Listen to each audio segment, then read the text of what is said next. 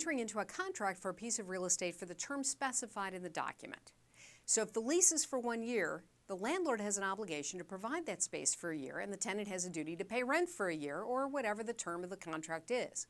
But if either party fails to live up to his or her end of the bargain, things can get really messy.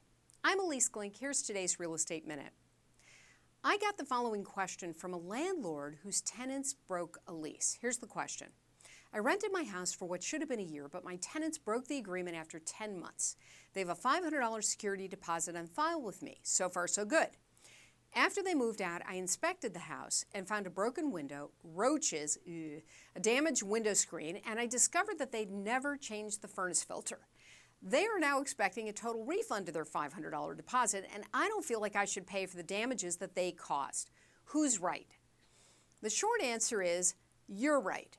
In most cases, but the particulars of your situation mean you need to dig into the lease agreement that you use to see what it says about specific issues, like the security deposit and the terms under which you can either keep it or use it to fix broken items.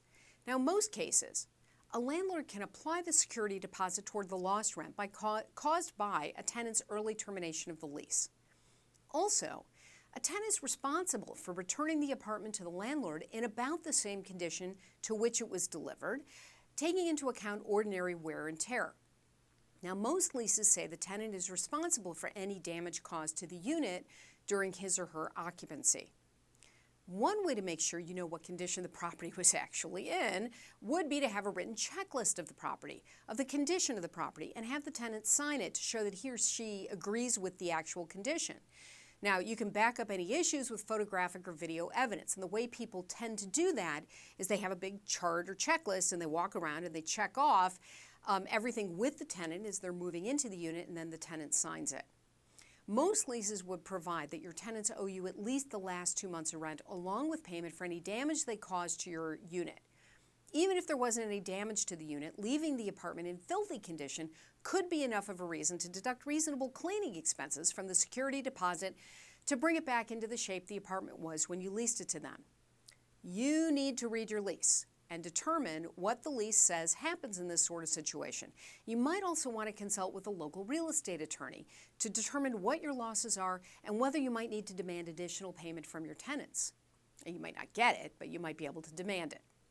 You may decide to send them a demand letter for additional payment or even sue them for breaching the lease. And you should keep in mind that some leases provide for the reimbursement of attorney's fees in case you sue the tenant for default under the lease. In any case, small claims court works as well.